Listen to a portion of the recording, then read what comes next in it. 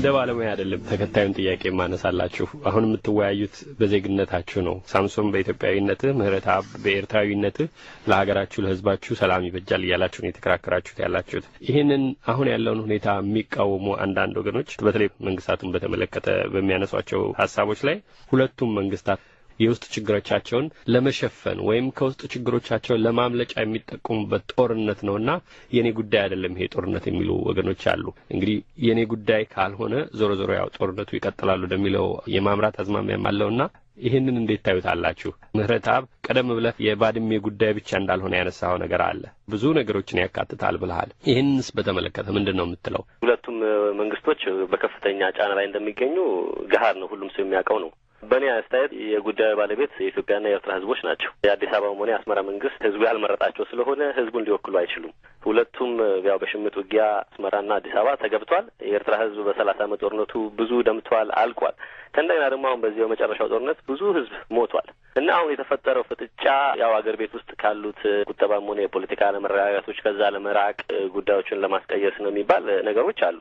እኔ ግን እንደሚሰማ ምን መሰለህ፣ መንግስታት አፍሪካም ሆነ ሌላ ሀገር የፈለጉ አምባገነኖች ቢሆኑም ያው ጥሩ ሰሩ እንዲባሉ ይፈልጋሉ። ሁም ብሎ የሰውን እልቂት የሚፈጥር መንግስት ካለ ምልህ ያው የመሪዎቹ የስነ አእምሮ ትክክለኛነት ያጠራጥራል። ግን አሁን ባለው የመፋጠጥ ሁኔታ ከሁለቱ አንዱ ይቅር ብሎ ያለውን ሁኔታ ለማብረድ መጣር አለበት እና እኔ ለኢትዮጵያ ወንድሞቻችን ማስተላለፈው መልእክት ቢኖር ምንድን ነው፣ ሰላም አስፈላጊነቱን ሁሉም ኢትዮጵያ ያምናል። ማንም ሰው እንዲዋጋ በጦርነት እንዲያልቅ አይፈልግም። ኤርትራኖች አሁን ምን ሁሉም እየወጡ ይሰልፋሉ። ይህ ማለት የኤርትራ መንግስት እንደግፋለን ማለት ሳይሆን ህዝባችን ጦርነት ይበቃዋል በማለት የሰላም ድምጻችንን ለማሰማት እንሞክራለን እና አሁን ኢትዮጵያኖችም ይህንን ድምጽ ካሰሙ ኢትዮጵያ መንግስት ስልጣኑን ማራዘሚያ ስለሚያደርግ ይህን ጦርነት ሰላም ከተደረገ አንድ የስልጣኑን ማራዘሚያ መንገዱን ዘጋህበት ማለት ነው። የኤርትራና የኢትዮጵያ ህዝብ ደግሞ ባድማ አይደለም ዋናው ችግራቸው። ለኢትዮጵያ የሚያስፈልጋት ሌሎች ወደብም ይሁን ሰላም የሚከፍታቸው ለውጦች ሁሉ ነገር ሊፈታ የሚችለው ሰላም ሲኖር ነው። ያንን ሰላም ለመፍጠር ሁላችንም ተባብረን መንግስቶቻችን ላይ ጫና አድርገን በተግባር ይሄ የተፈረደው ፍርድ እንዲደረገው መጣር አለብን ነው የምለው እና መንግስቶቹም ህዝቡን ስለማይወክሉ ህዝብ ያልወከለ መንግስት ደግሞ ጦርነቱ መግባት አይችልም። ምንም አይነት ህጋዊም ርዕዮተ ዓለማዊም ሆነ ፈቃድ የላቸውም እና በእኔ አስተያየት እንደዚህ አይነት አስከፊ ውሳኔ መወሰን አይችልም። የፖለቲካ ቁማር ነው እንግዲህ በሌላ አጠር ባለ ቋንቋ መንግስታቱ ለፖለቲካ ጥቅም ለማግኘት የሚያደርጉት ስራ ነው የሚሉ አመለካከት ያላቸው አሉ። ምናልባት ምህረተአብ ካለውም የሚከተለው የከሱ ጋር የሚያያዝም ሀሳብ ልታነሳ ትችላለህ። ሳምሶን በአንተ በኩል ለዚህ ምንድነው አስተያየት? ቅድም ምህረተአብ ተናገረው ላይ አንድ ቀራክዬ ወደዛ ለማለፍ እገደዳለሁ። ምክንያቱም ብዙ ጊዜ ተደጋግሞ ስለምሰማው ነው። በዚህ ባለፉት 30 ዓመታት ውስጥ እንደምገምተው ምህረተአብም በዚህ በ30ው እድሜ ክልል የምትገኝ ይመስለኛል። እኔ ወደዛ ውስጥ ነው ያለሁት እና እኛ በእድሜያችን በተለይ በ30ው ዓመት ጦርነት ውጊያው በዛው በሰሜን አካባቢ ቢሆንም በሌላ መልኩ የኢትዮጵያ ህዝብ ጠቅላላ ተጎድቷል። ምክንያቱም በዚህ ውጊያ ውስጥ ልጁን ገብሯል። በብሔራዊ ውትድርና በተለያዩ ነገሮች ሁለቱም ህዝቦች ደምተዋል እና እነዚህ ነገሮች እንዴት ነው ያበላለጠን ሳይሆን በሁለቱም በኩል የተወለዱ ወንድሞች፣ እህቶች፣ እናቶች ያሏቸው ልጆች ናቸው የሞቱት እና ችግሮችን ለመፍታት ችግሮችን አበላልጦ ሳይሆን እኩል አድርጎ ማየት ያስፈልጋል። ቅድም ምህረተአብ ተናገረው ነጥብ ላይ ነው በ30ው ዓመት የኤርትራ ህዝብ በጦርነት ተጎድቷል የሚለውን በአንጻሩም የኢትዮጵያ ህዝብም ፈልጎ የገባበት ጦርነት አይደለም። ብዙዎቻችን በኔ እድሜ ክልል ያለን ውትድርና ሸሽተን የመጣንን በወቅቱ በነበረው ብሔራዊ ውትድርና የሚባለውና አሁንም ይሄ ድርጊት እንደገና ተመልሶ እየመጣ ነው። ስለዚህ ለችግሮች መፍትሄ ለማግኘት ስንነሳ ነገሮች ላይ ማበላለጥ ካለ መፍትሄው ጋር ቶሎ ላንደርስ እንችላለን። ስሜትም ሊጎዳ ይችላል። ለዚህ የምትሰጠው አስተያየት አለ? ማለት ከሳምሶን ጋር ሙሉ በሙሉ ነው ያለሁት። እኔ ጦርነት ሁለት ሀገሮች ናቸውና አንዱ ብቻ ተወክቶ አንደኛው ሳይጎዳበት የሚቀርበት ሁኔታ ስለሌለ በዚህ ነጥብ ላይ ምንም አይነት እኔ ተቃውሞ የለኝም። የኢትዮጵያ ህዝብም ደምቷል። እኔ ራሴም አዲስ አበባ ነበርኩኝ፣ ብሔራዊ ውትድርና ነበረ። ሁሉ አስከፊ ሁኔታዎችን አይቻለሁ እና እኔ ኤርትራ ቆይቼ ከመጣሁኝ በኋላ እዛ ያለውን ሁኔታ አይቼ ሌላ ጦርነት ምንም አይነት ፍላጎት እንደሌለው ህዝቡ ከዚህ በፊትም የግድ ስለሆነ ለነጻነት ተታገለ። አሁን ግን ይሄኛው ጦርነት ምንም አይነት መግለጫ ስለሌለው በኢትዮጵያኖችም በኤርትራኖችም ድጋፍ የሌለው አላስፈላጊ ጦርነት መሆኑን ለማትኮር ያህል ነው እንጂ የዛኛው ይበልጣል የዚህኛው ይበልጣል የሚባል ነገር ምንም ነገር የለም። ሁለቱም ተጎድተዋል፣ ይበቃናል። ከአሁን በኋላ ግን በሰላም ኖረን ተረጋግፈን በመልካም ጉርብትና እንዴት አድርገን እንኑር፣ እንዴት አድርገን እንቀጥል ብለን ማሰብ አለብን እንጂ ማን የተበደለው ማን በዳዩ የት የሚያደርሰን አይመስለኝም። አሁን ግን እንዴት አድርገን መቀጠል እንችላለን። መልካም ሳምሶን መቀጠል ትችላለህ። እሺ፣ አመሰግናለሁ ምህረተአብ። አሁን ወንድሜ ምህረተአብ ጥሩ አድርጎ አስቀምጦታል። እኔ ትንሽ ያልገባኝ ነጥብን አህጉራዊ የሆኑ ችግሮችን ለመፍታት መንግስታት በውስጣቸው ያለውን ችግር መፍታት ይጠበቅባቸዋል። በመጀመሪያው ጦርነትም ሆነ ምርትም ሆነ ምንም ሆነ የህዝብ ድጋፍ እስካልተጨመረበት ድረስ ውጤት አይኖረው። አሁንም የምናየው የምዕራቡ ዓለም አሸባሪነትን ለመዋጋት ከተወሰኑ ሀገሮች ጋር ስምምነት ላይ ደርሶ አብሮ እየሰራ ነው። ይሄንን አሸባሪነት ለመዋጋት የህዝብ ድጋፍ አንደኛውና ዋናው አስፈላጊ የሆነ ኤሌመንት ነው ወይም አስፈላጊ ነገር ነው እና ያንን ሳይዝ ከግቡ ሊደርስ አይችልም። እንደገና እነኚህ ምዕራቡ ዓለማት በአፍሪካ ውስጥም ሆነ በሌላ ታዳጊ ሀገሮች ለውጦች በሚኖሩበት ሰዓት በሚያደርጉት ጣልቃ ገብነት ባልለውም በሚያደርጉት የማስማማት፣ የማገዝ፣ የመደገፍ ድርጊቶች ኢንስቲትዩሽኖች ተቋማትን በመመስረት ፋንታ በግለሰቦች ላይ የተማከለ ግንኙነት ይፈጥሩና ከነኛ ግለሰቦች ጋር ያለው ግንኙነት ሲሻክር ከሀገሪቷ ጋር ያለውም ግንኙነት አብሮ ይሻክራል፣ ከህዝቡ ጋር ያለው ግንኙነትም አብሮ ይሻክራል። ስለዚህ ዲሞክራሲ ያለባቸው ትልልቅ አገራት እነኚህ ድሃ ሀገሮች ላይ ተቋማቶችን ለመመስረት ጥረት ስላላደረጉ ዛሬ የምናየው የምርጫ አድሎ፣ ዛሬ የምናየው የሰብአዊ መብት አፈና፣ እነዚህ ነገሮች ሁሉ በስርዓቱ ያልተቋቋሙ ተቋማት በአገሪቶች ውስጥ ስለሌለ የነሱ ውጤቶች ናቸው እና የትልቁ ነገር ይሄ ነው መሰመር ያለበት። እኔ ፖለቲከኛም አይደለሁኝም፣ ፖለቲካ ሙያም የለኝም፣ ሙያ ሌላ ነገር ነው እና በየጊዜው ስሜቶቼ በሚፈነቅሉኝ ጊዜ ባለኝ ዝንባሌ በቅድሞች ነገሮችን ለማስቀመጥ ሞክራለሁ። ነገር ግን እነዚህን ትልልቅ ነገሮች ለማየት የፖለቲካ ጠበብት አንድ ሰው መሆን የለበት እና እኛ ራሳችን ዜጎቹ እነዚህን ተቋማት ለመመስረት በእርግጥ የውጭ ድጋፍ ሁልጊዜ መጠበቅ የለብንም። ከተቋማቶቹ ውጪ የምንፈልገውን ነገር ዲሞክራሲም ሆነ ነጻ መናገር ሁሉ ነገሮች ለማግኘት የነዚህ ተቋማት መመስረት መጠናከር አስፈላጊ ያስፈልጋል። ቀደም ብለህ ሳምሶን እንዳልከው በዜግነታችሁ ነው የምትወያዩት፣ የግድ የፖለቲካ ጥብብት መሆናችሁንም አያስፈልግምና አሁንም ጠይቃችሁም ጥያቄ እንደዚሁ በዜግነታችሁ እንድታዩት የምፈልገው ነው። ይሄ ሁኔታ ከቀጠለ ጦርነት ከተከሰተ የከፋ የሚባለው እንደው የመጨረሻ መጥፎ ነገር ቢከሰት እነኚህ ሀገራት አሁን ካሉበት ወዴት ይሄዳሉ? የለማ ወይም የሚበጅ ነገር ቢከሰትስ ምን ይፈጠራል የሚለውን እንደው በየዝንባሌያችሁ የምታዩት ማዛመድ ብንችል፣ እነኚህ የከፋና የለማ የሚባሉ ነገሮች ደግሞ እንዲመጡስ ዜጎች በዜግነት ምን ሊያደርጉ ይችላሉ? ምን ሊያዋጡ ይችላሉ? ይሄን በተመለከተ ምህረተአብ ካንተ ልጀምር።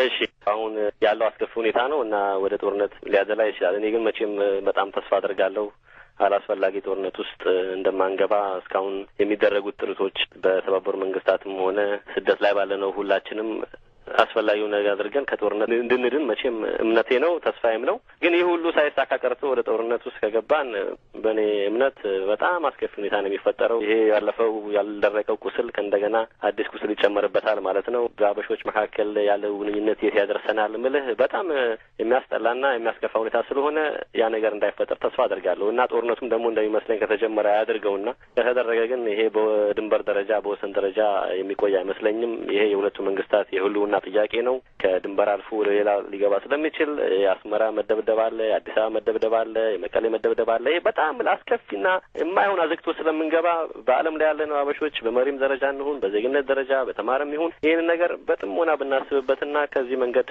ለማዳን ብንጥር የተሻለ ይመስለኛል። ይህ ሁሉ ነገር ጥረት ተሳክቶ ሁለቱም መንግስታት መቼም ልቦናቸውንና ሌናቸውን አስተካክለው ፍርዱን ተቀብለው ወደ ዙሮ መመለስ እንኳን ባይቻልም ትንሽ የተሻለ ሁኔታ ለመፍጠር እንኳን እድሉ ቢገኝ ሁለቱ ህዝቦች አንድ ላይ ኖሩ ናቸው፣ የተዳቀሉ ናቸው። የእኔ ተስፋ ያው ከዚህ ጦርነት እንዳንገባ ጥረት ማድረግ አለብን የሚል እምነት አለኝ። ይሄ ባድመ ወሰን የሚባለው ነገር የውሸት ጉዳይ ነው። እሱ አይደለም ዋናው መንስኤው የሁለቱ ህብረተሰብ የሰብአዊ መብትና የዲሞክራሲ መብቱ አለመከበር ነው። ዋና ስሩ መሰረቱ ሁለቱም መንግስታት ፈቃደኛ አለመሆናቸው ነው። ህዝባችን እንቅልፍ አጥቶ የሚኖር ህዝብ ነው። ልጄን ወሰዱብኝ አልወሰዱብኝም። እንቅልፍ ከሌለ ህልም ማለም አትችልም። ማለም የተከለከለበት አገር ኢትዮጵያና ኤርትራ ነው ዓለም ላይ አስከፊ ሁኔታ ያለው እና እነዚህን ሁኔታዎች ማተኮር አለብን።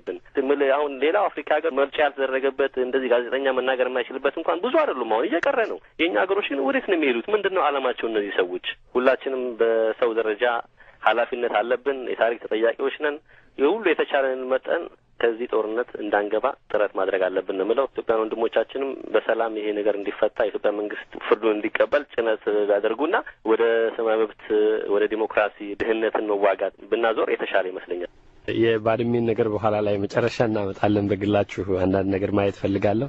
ሳምሶን በአንተ በኩል የከፋው ሁኔታ ምን ይሆናል ብለህ ትላለህ? የለማ ቢሆን የሚበጅ ቢሆን ምን ይሆናል ብለህ ተስፋ ታደርጋለህ? መቼም ተስፈኛ አትበለኝና ጦርነቱ አይጀምርም የሚል እምነት አለኝ።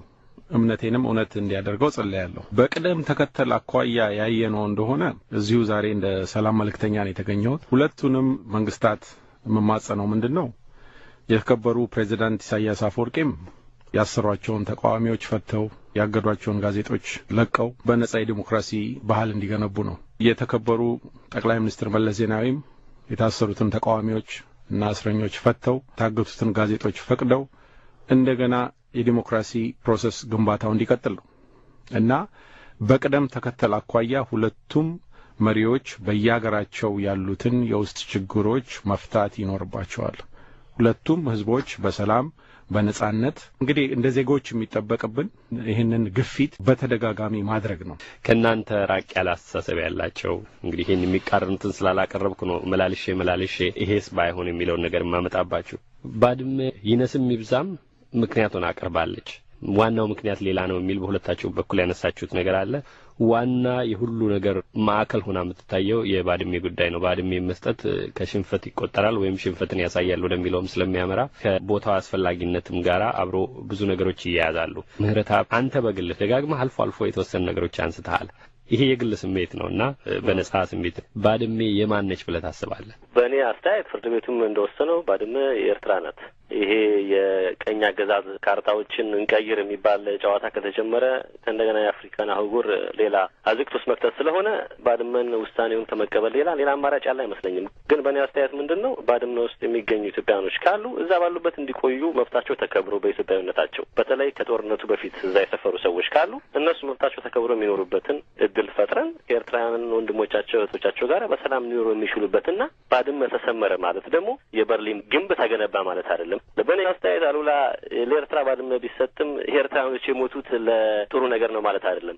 ኤርትራውያኖችም ኢትዮጵያውያኖችም በዚህ ጦርነት የሞቱት የሚያሳዝን ነገር ነው፣ በከንቱ ነው የሞቱት። 100,000 ሰው የሞተው በከንቱ ነው። ፍርድ ቤት መጀመሪያ መሄድ እየተቻለ ጦርነት ከተደረገ በኋላ የምትቀበል ከሆነ ውሳኔውን የሚያሳይ ሰዎች በከንቱ ሞተዋል ማለት ነው። አንዴ ሰው ከሞተ ደግሞ አይመለስ እና የባድመን ትርጉሙን ማጋነን የለብንም። ባድመ ትንሽ መንደር ናት። ራሱ የኤርትራው መርሰ ብሔር ብለውታል። ይሄ ላስ ቬጋስ ወይ ኒውዮርክ የሚያህል ከተማ እኮ አይደለም። 300 ቤተሰቦች የሚኖሩባት ናት እና የዛን ትርጉሙን ከምናጋነን ይልቅ ኢትዮጵያ በሰላም የአሰብን ወደብ የምትጠቀምበትን የንግዱን ልውውጥ ብናተኩር፣ እነዚህ ሁለቱ ደግሞ ድርጅቶች የሽምጥ ውጊያ ያሳለፉ ሰዎች እንደመሆናቸው መጠን ራሱ መዋቅሩ የዲሞክራሲ መዋቅር ስላልሆነ ራሱ ተቋሙን እነዚህ ሰዎች ያቋቁማሉ የሚል እምነት ስለሌለኝ እነሱ ሰዎች ሁለቱም በሰላም ስልጣኑን የሚለቁበትን መንገዶች መክፈት እዛ ላይ ማተኮር አለብን እንጂ በዚህ በብሔራዊ ስሜት ተገዝተን ባድመ የኛ ናት፣ ባድመ ኢትዮጵያ ናት፣ ኤርትራ ናት የሚለው ክርክር የትም የሚያደርሰኝ አይመስለኝም። ምክንያቱም ፍርድ ቤቱ ፈርዷል። ያን ፍርድ ቤቱን የወሰነውን ውሳኔ በተግባር የምናውልበትን መንገድ መፈለግ ያለብን ይመስላል። የባድሜን ነገር ሳለቅ ጥያቄው በስፋት ስለሚኖር ነው ማነሳለህ። ባድሜ ማንነቷንና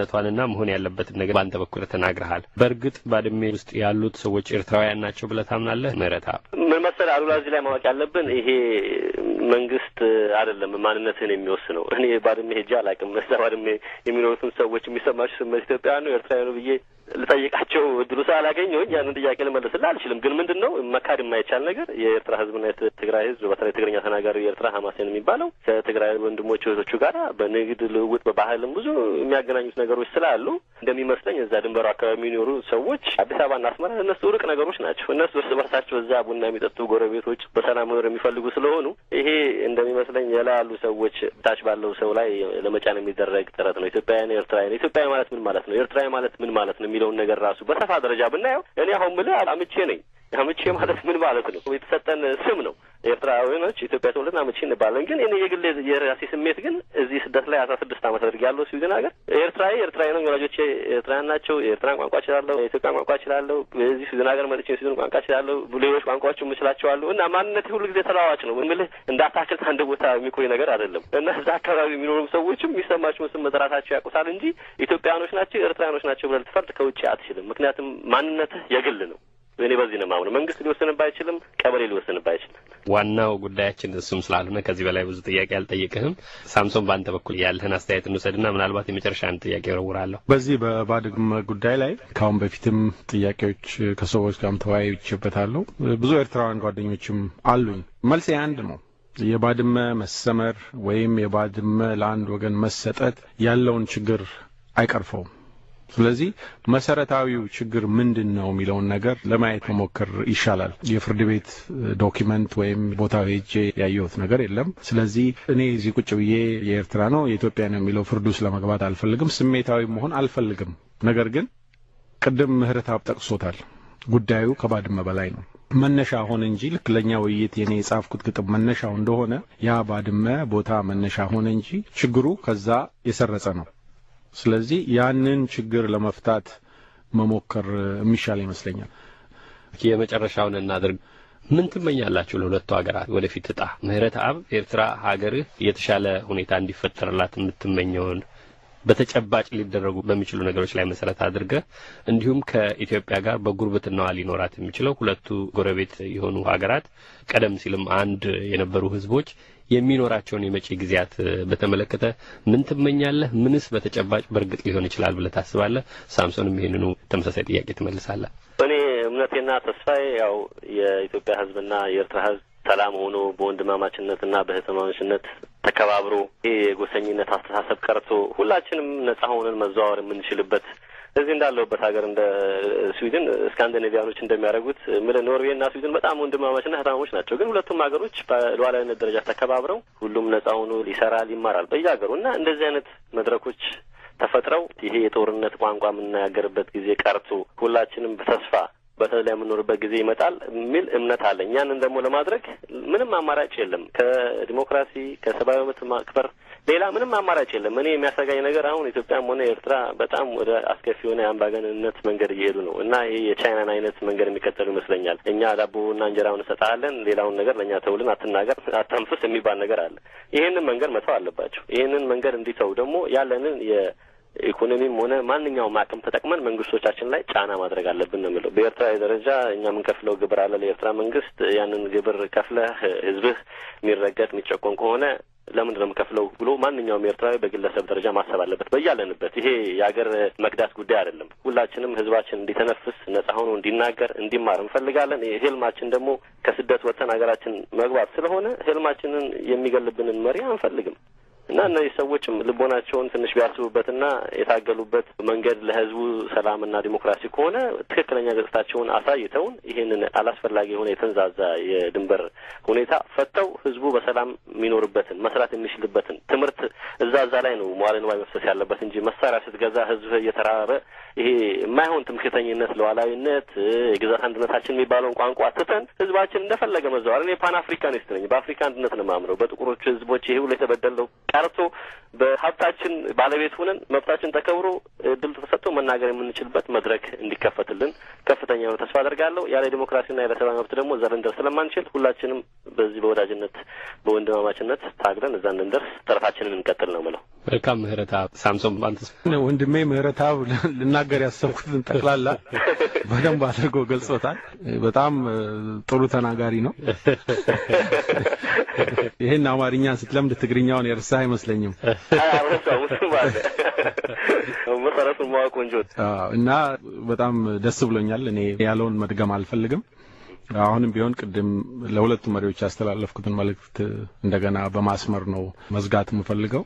ሆደ ሰፊነት፣ መነጋገር፣ በጠረጴዛ ቁጭ ብሎ መመካከር እና መቶ ለማይሞላ እድሜ እንደው መጨካከልና ሁሉ ጊዜ የውጪ ሸምጋይ መፈለግ፣ ክስ መሄድ እኛ በታሪካችንም እኮ እንደው ቀጥሎ የመጣው ትውልድ እያደፈረሰው መጣ እንጂ የሽምግልና ስርዓቱ ራሱ ዲሞክራሲ የሚባለው ቃል ቀድሞ የነበረ ነው። ሰዎች በሚጣሉበት ጊዜ የሰፈር አዛውንት ተሰብስበው የሚቆጡበት፣ ዛሬ ከሃይማኖት መሪዎች ጀምሮ ተቆጪ የጠፋበት፣ አዳማጭ የጠፋበት፣ አንተ ተው የሚል የሌለበት እና በጣም አደገኛ ጊዜ ላይ ነው የተፈጠርነው።